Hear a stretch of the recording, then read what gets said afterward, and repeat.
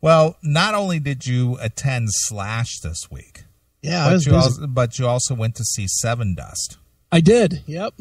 And this was what, your 14th or 16th time to go see them? 17 times. And how long?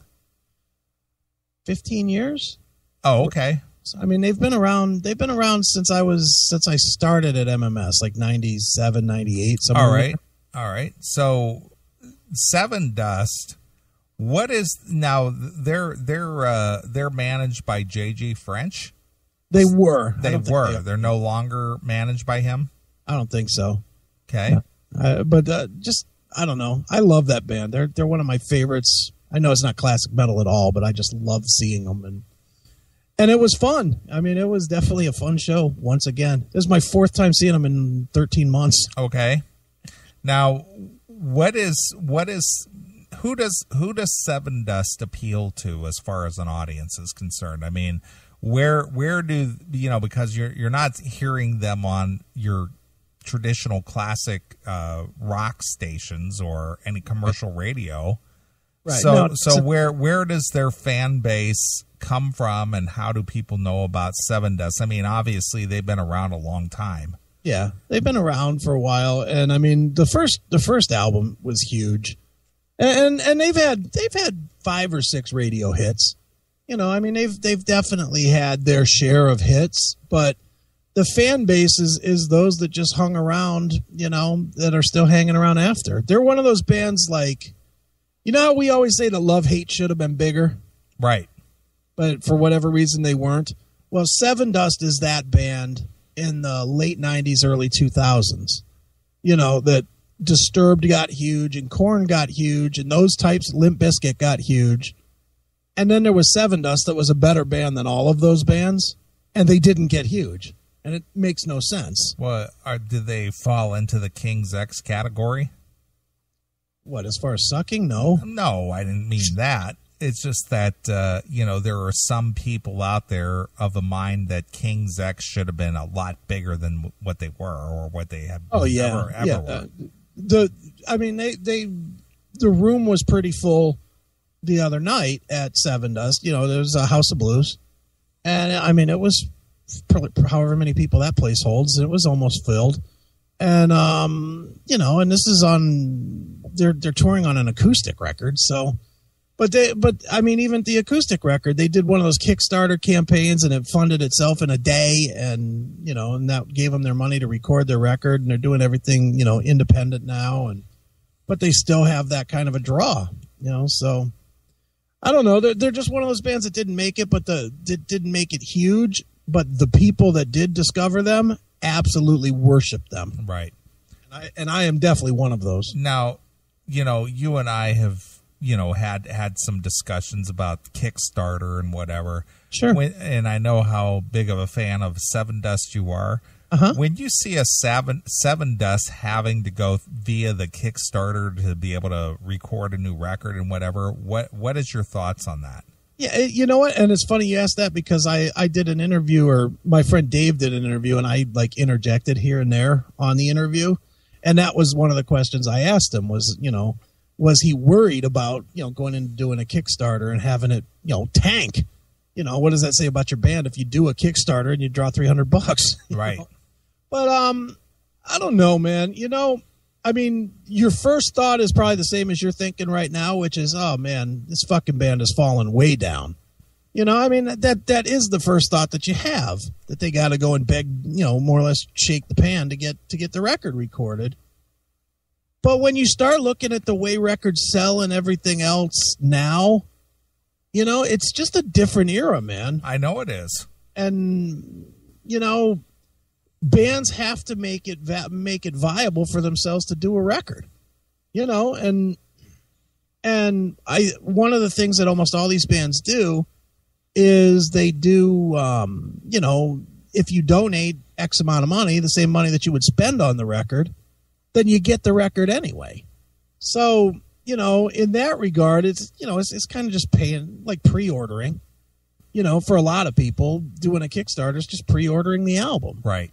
But, I don't know. I thought the way that Sevendust did it was pretty cool.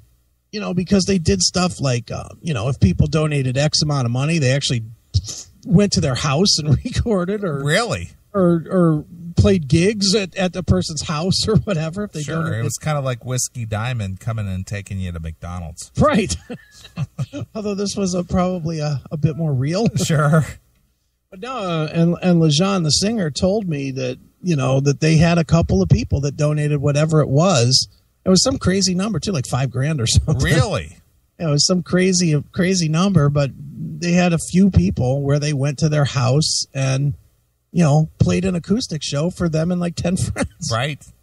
And I mean, that's cool. But I don't know, there's $5,000 worth of cool. But I guess if that's like your one thing in your life and that's your band, that would be cool, Well, speaking of the one thing in your life and that's your band, now you allowed a friend of yours, Dave. I did. To participate in the interview because, for whatever reason, Sevendust is his band. And, right. He got to hang out and talk to Lajon. Right. And interview, etc. So tell us a little bit about the setup, where that goes. Well, it was one. How I am with shows. I don't ever care about meeting anybody. I just don't. Well, anymore. The thing is that you've been in the business, as it were, for over 20 years now. Right. Exactly. And you've already been there and done that. So it's not a big deal. Right. And Sevendust especially, I've interviewed probably 12 times. All right. That's a legitimate number. We've had them in the studio at MMS. We had them in the studio at 92. I've done X number of interviews. Hell, this is the second time I did it under the CMS banner. Didn't I interview him like a year ago or something? I think so. John do it. I had John do it. Right. Same thing. I didn't really care, so I had John cared, so I let John do it. Sure. But my friend Dave, he's been trying to meet Sevendust for 10 years and just never could get it done. And for whatever reasons, for, this and that. And he's a singer and, he got into singing because of Sevendust and blah, blah, blah.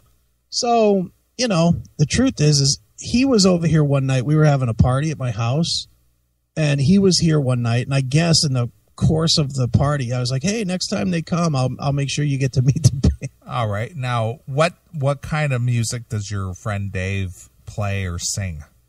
Like modern metal type stuff. All right. Now, is his style Sevendust-ish? Yeah, I would say so. I would say similar style. But him and John were in a band. After Gatlin, there was a band called APG. And he was the singer, and John was just the bass player in that band. And that's how I know Dave. It wasn't called ANP because they collected the shopping carts in the parking lot? Well, they should have with the big draw that they do. Right. All right, go ahead. But no, so, needless to say, John reminded me like 3 weeks before. He's like, do you remember telling Dave that you'd get him into the show? And I was like, no. And he was like, well, can you take care of that? And I was like, well, let me figure it out, and, I made some calls and set up an interview and blah, blah, blah. You know how it works. Sure. Not that hard to do. But so I got it hooked up to go. But I didn't really hook it up that, okay, well, I'm going to send this guy to go. I just set it up that I was going. And then I figured once I got there, I could talk the management into anything, So we get there, and the exact reason that I hate doing interviews comes to light. They tell us to be there at 5 to do a 5:30 interview. We get there at 5 o'clock, and they take us out back to wait because sound check's running over. Right. And sound check ran over 90 minutes. Okay. So now it's 6:30. It's too late to do the interview. Yeah. I'm like, motherfuck. Glad I came down here 4 hours before the band plays, for nothing. But the manager guy was really cool.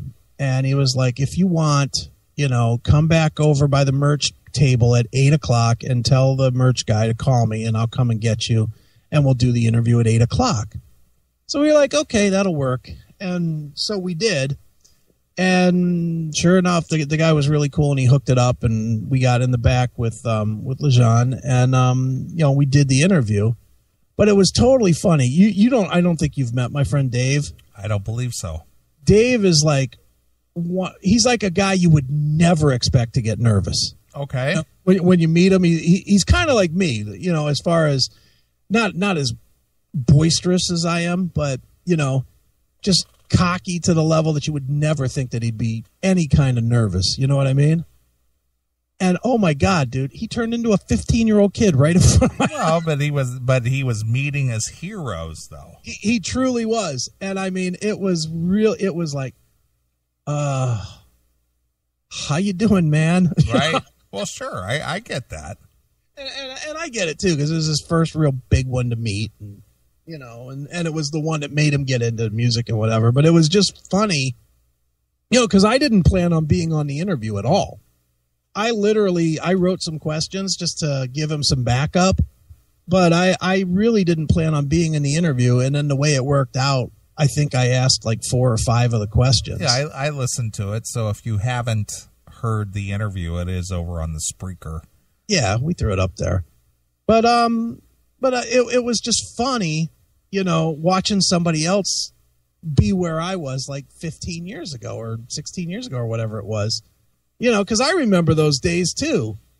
You know, and I'm sure you probably do too. Were you ever nervous? Like, you know what? I got to be honest with you. I never really was, because early on, I had the opportunity to meet some quote unquote famous people. Okay. You know, in my 20s. Yeah. Just to give you a kind of an idea who I got to meet. And some of these are music related. Some of these are sports related. Right. I got to meet Willie Stargell from the Pirates.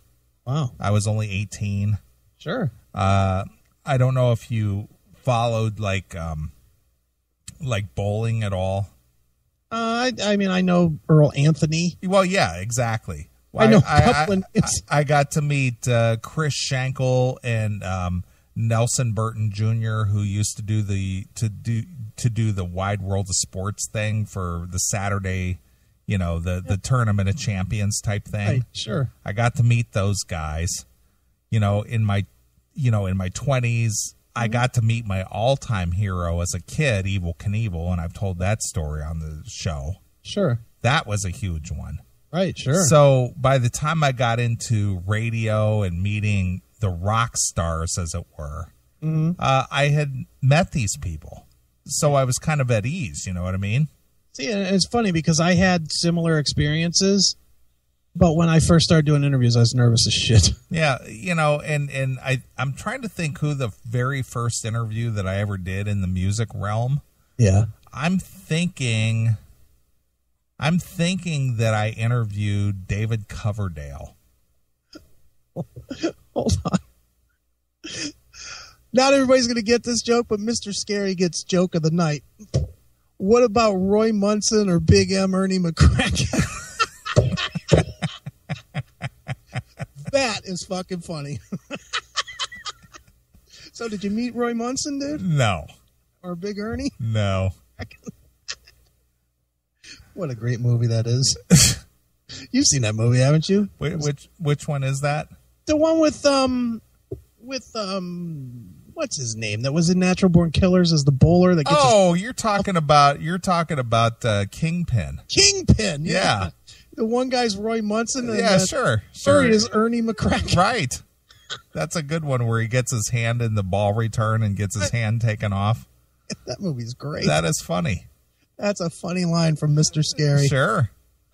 But being that I lived in, and people may not get the reference here, being that I lived in Akron, Ohio, that's where they have the Tournament of Champions. Sure. In Fairlawn. Right. And I got to go to the Tournament of Champions on a few occasions, and Nelson Burton Jr. and Chris Schenkel at the time were the announcers. Right. And I got to meet those guys. And, you know, I was in bowling when I was a teenager and in high school and stuff. So it was kind of cool. Oh, yeah. But the Firestone 500, you know, was the big deal.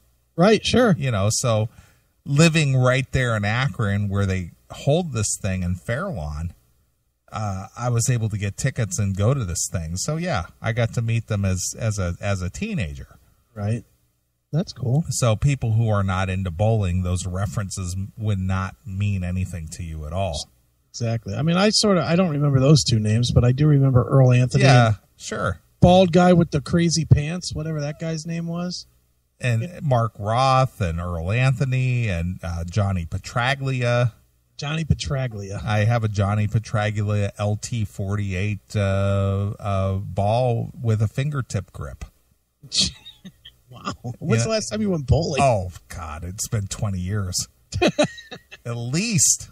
That's funny. So yeah, but when I was in high school, though, that's what we did. Oh, yeah. Well, bowling is fun. Bowling's still fun. I don't care what you say. I like bowling. Sure. But at the time, it was it was something to do, and it was fun and whatever. Yeah. And you said your first rock interview was David Coverdale? I'm thinking that when I was on WSTB, that was my first real rock interview, was doing David Coverdale. Jesus, that's a pretty big one. And I did Blackie Lawless and Brad Gillis. Okay. And let's see, who else did I have? Jesse? Who?